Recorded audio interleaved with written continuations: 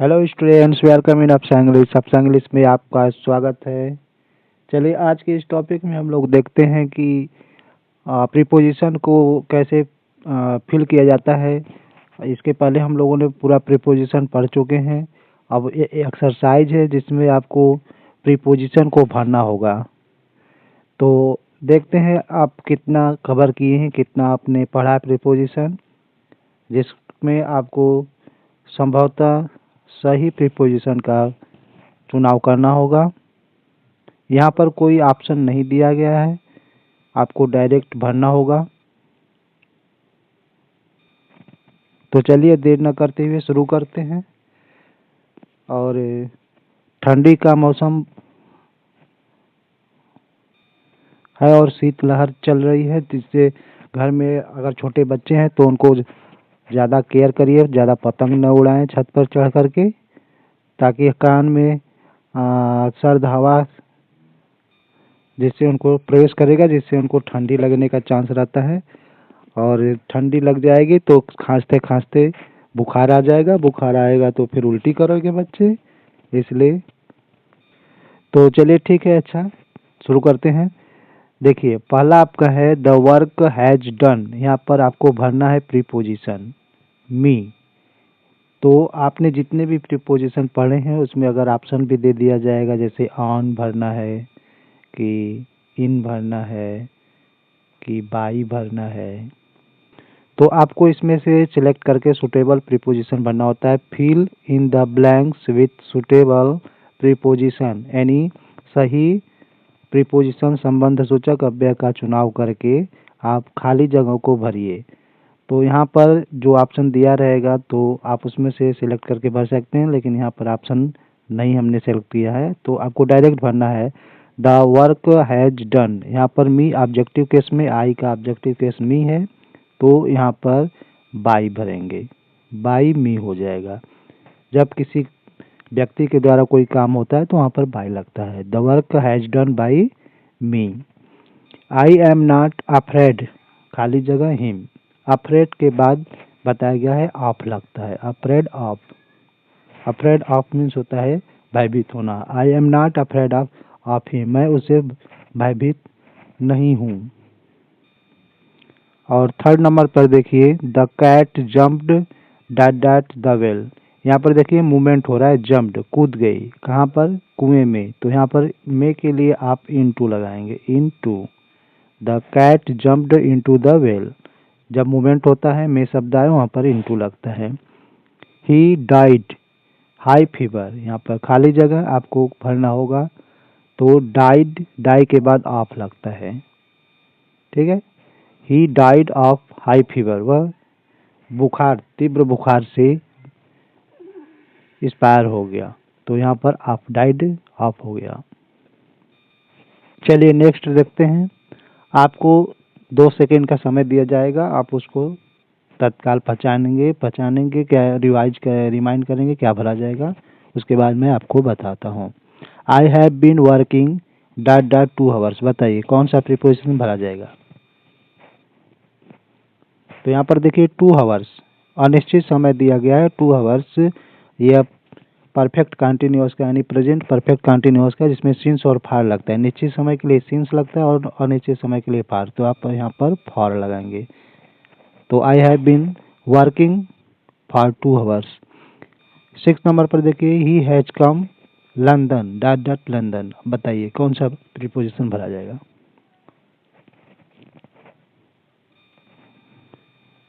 चलिए देखिए, जब कहीं से आया जाता है तो वहाँ पर फ्रॉम लगता है, जब कहीं जाया जाता है वहाँ टू लगता है। तो ही हैज कम फ्रॉम लंदन, वह लंदन से आया। कम का सेकेंड थर्ड फॉर्म है कम, केम कम, वह लंदन से आया। 7 नंबर पर देखिए दे लाइक टू गो, यहाँ पर खाली जगह क्या भरेंगे। अगर विकल्प रहता तो आप उसमें से संभवतः आप भर लेते हैं, लेकिन विकल्प नहीं, आपको डायरेक्ट भरना है, तो आपको पूरा रिवाइज करके आना होगा एक्सरसाइज करने के लिए। तो बताइए दे लाइक टू गो, यहाँ पर आप विथ भर दीजिए, विथ यू, आपके साथ। वे आपके साथ जाना पसंद करते हैं। और यहाँ पे 8 नंबर पर देखिए, ही वाज बॉर्न, खाली जगह 31 फर्स्ट 31 दिसंबर। यहाँ पर जन्म है, ही वाज बॉर्न, वह उसका जन्म हुआ था 31 दिसंबर। तो यहाँ पर क्या भरेंगे, आप इसको कमेंट में करके जरूर हमको भेजिए। चलिए आगे चलते हैं। एक्सरसाइज 2 नंबर पे आपका fill in the gaps with suitable preposition, खाली जगह को उचित संबंध सूचक या संबंध बोधक अव्यय को से भरना है। फर्स्ट नंबर पर देखिए, आई शैल मीट यू खाली जगह 6 o'clock। बताइए क्या भरा जाएगा।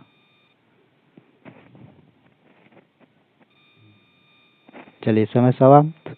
आई शैल मीट यू, मैं आपसे मिलूंगा। जब कोई समय बताना होता है तो वहाँ पर एट लगा देते हैं, एट 6 o'clock। चलिए आगे चलते हैं। यहाँ पर एट हो गया, समय बताने के लिए एट का इस्तेमाल करते हैं। और घड़ी के द्वारा समय बताने के लिए बाई का भी इस्तेमाल करते हैं। सेकंड नंबर पर देखिए, ही वाज टायर्ड एवरीथिंग। तो यहाँ पर चलिए 1 सेकेंड का समय लेते हैं। ही वाज टायर्ड, टायर्ड यहाँ पर आप लिखेंगे, टायर्ड आप एवरीथिंग्स, वह सब कुछ से हार गया था, परेशान हो गया था, थक गया था। टायर्ड आप, टायर्ड के बाद आप लगता है। कम एंड सिट, यहाँ पर भरिए, क्या भरा जाएगा। अगर आपने पूरा प्रीपोजिशन अगर पढ़े होंगे तो आप एक्सरसाइज को बहुत ही आसान तरीके से कर पाएंगे। अन्यथा प्रीपोजिशन ऐसा बृहद कोर्स है, टॉपिक है, जिसमें हर विद्यार्थी भटक जाता है, उलझ जाता है और गलती करता रहता है।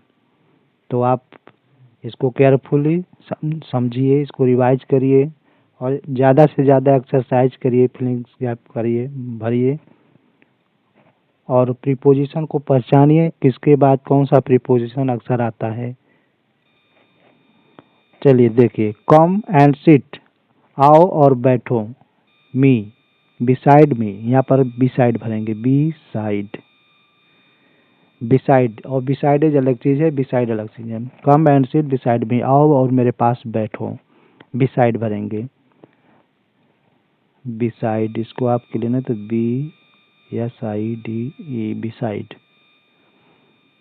फोर्थ नंबर पर है, they lived in Kanpur 2 years।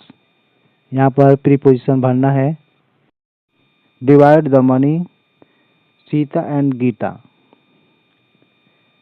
यहाँ पर देखिए कौन सा प्रीपोजिशन भरा जाएगा, दिमाग पर जोर डालकर थोड़ा रिवाइज करिए।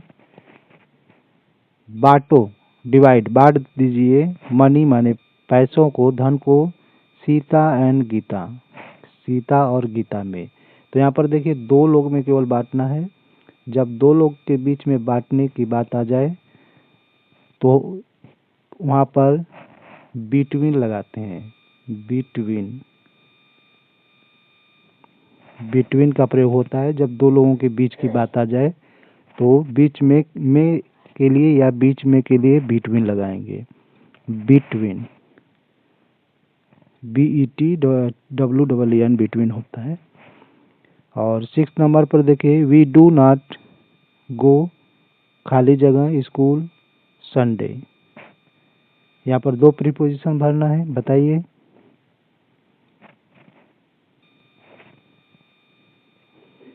We do not go to, यहाँ पर देखिए स्कूल जाना है, यानी स्कूल जाने, जहाँ पर जाना होता है वहाँ पर उसके पहले टू लगाते हैं, टू स्कूल हो जाएगा। यहाँ पर संडे को यानी रविवार को हम स्कूल नहीं जाते हैं, तो यहाँ पर ऑन लग जाएगा, on Sunday. We do not go to school on Sunday. 7th number पर देखिए, ही हैज पेयर शूज, खाली जगह भरना है। चलिए आपका समय शुरू होता है। He has a pair, pair के बाद ऑफ लगाते हैं, pair of shoes, he has a pair of shoes. और 8 नंबर पर देखिए ही इज इल फीवर, वह बीमार है बुखार से। तो यहाँ पर कौन सा प्रीपोजिशन लगेगा? तो किसी बीमारी से, बुखार से बीमार होने के लिए फ्रॉम लगता है, फ्रॉम हो जाएगा। He is ill from fever. चलिए एक्सरसाइज 3 पे चलते हैं। तो यहाँ पर देखिए निम्नलिखित वाक्यों में सही प्रीपोजिशन को भरो। ही नॉक्स द डोर। यहाँ पर दरवाजा खटखटाने के लिए एट का ही इस्तेमाल होता है। He knocks at the door, at लग गया। लिसन, यहाँ पर देखिए लिसन के बाद हमने बताया था कौन सा प्रीपोजिशन आता है, रिमाइंड करिए। थर्ड देखिए द बर्ड्स इज, खाली जगह ट्री, बताइए इसको। माई ब्रदर केम, यहाँ पर ट्रेन है, खाली जगह, इसको बताइए। 5th नंबर पर है प्रे गॉड डेली, इसमें सब आप भरिए। आई एम अफ्रेड, बताया हूँ पिछले एक्सरसाइज में, डॉग्स। सी जम्प्ड, डॉट डॉट है द वेल। ही केम दिल्ली, इसको बताइए। कहीं से आना होता है तो कौन सा लगता है प्रीपोजिशन, और कहीं जाना होता है तो कौन सा लगता है। रमेश वेंट, ये भी देखिए आना जाना का है। कमला इज सीटिंग, किरण एंड सुमन, खाली जगह है, बताना है। तो चलिए समय आपका समाप्त हुआ। The bird is listen, listen के बाद अक्सर टू आता है, listen to. The birds is, यहाँ पर ऑन लगाएंगे, on the tree, the birds is on the tree. My brother came, जब किसी साधन से आया जाता है तो वहाँ पर बाई लगाया जाता है, by train. My brother came by train. Pray के बाद टू लगता है, pray to God daily. I am afraid के बाद आप लगता है, अफ्रेड ऑफ डॉग्स, मैं कुत्तों से भयभीत हूँ, डरता हूँ। सी जम्प्ड, वह कूद गई, यहाँ पर देखिए मूवमेंट है तो इसलिए मेक इसके लिए इनटू लगाएंगे, इनटू द वेल। ही केम, कहाँ से, दिल्ली से आ रहा है तो इसलिए फ्रॉम लगेगा, he came from Delhi. Ramesh went, अब जा रहा है आगरा तो टू लगेगा, Ramesh went to Agra. Kamala is sitting, near लगा दीजिए, सुमन। चलिए आगे एक्सरसाइज चलते हैं 4th नंबर पर। Fill in the blanks with suitable preposition. 1st number पर है वी अराइव्ड, यहाँ पर खाली जगह 5 o'clock। 2nd the book is, खाली जगह द टेबल। 3rd नंबर पर डिस्ट्रीब्यूट दीज फ्रूट्स, खाली जगह द स्टूडेंट्स। 4th नंबर पर आपका है they laughed dot dot me. 5th number पर ही पास्ट, खाली जगह 2000। और 6th नंबर पर राहुल केम आउट, खाली जगह द क्लास। तो इसमें आपको भरना है, इसको आप भरकर कमेंट में जरूर लिखिए आंसर, हमें आपके कमेंट का इंतज़ार रहेगा। अगर आपको कोई परेशानी है समझने में या तो उसको पहचानने में तो आप उसको भी मेंशन करिए। और वीडियो अगर अच्छी लगी हो, तर्कसंगत लगा हो, आपको थोड़ा बहुत ज्ञान हुआ हो तो आप वीडियो को लाइक करिए। चैनल को भी अगर सब्सक्राइब नहीं किए हैं तो चैनल को सब्सक्राइब भी करिए, ताकि आने वाली सभी वीडियो आपको सबसे पहले प्राप्त हो। चलिए एक एक्सरसाइज और है, इसको भी देख लेते हैं। इसमें आपको प्रीपोजिशन को पहचान कर उसको छांटना है, लिखना है, अंडरलाइन करना है, गोला घेरना है। तो write down the prepositions, preposition को, संबंध सूचक अवयव को छांट कर लिखिए। फर्स्ट नंबर पर देखिए आपका है the cow is on the tree. इसमें आपको प्रीपोजिशन को पहचानना है। सेकेंड है the man is standing near the tower. Third number पर है I go to Varanasi. Fourth number पर है the goat is under the tree. Fifth पर है you go to school by bus. Sixth पर है the cat fell into the well. Seventh है she went to market with her sister. तो चलिए आपको 5 सेकेंड का समय दिया जाता है।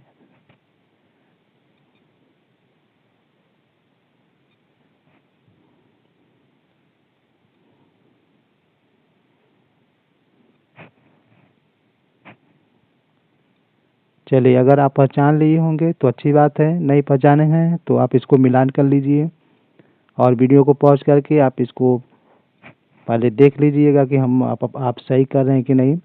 द क्रो इज, यहाँ पर देखिए ऑन द ट्री।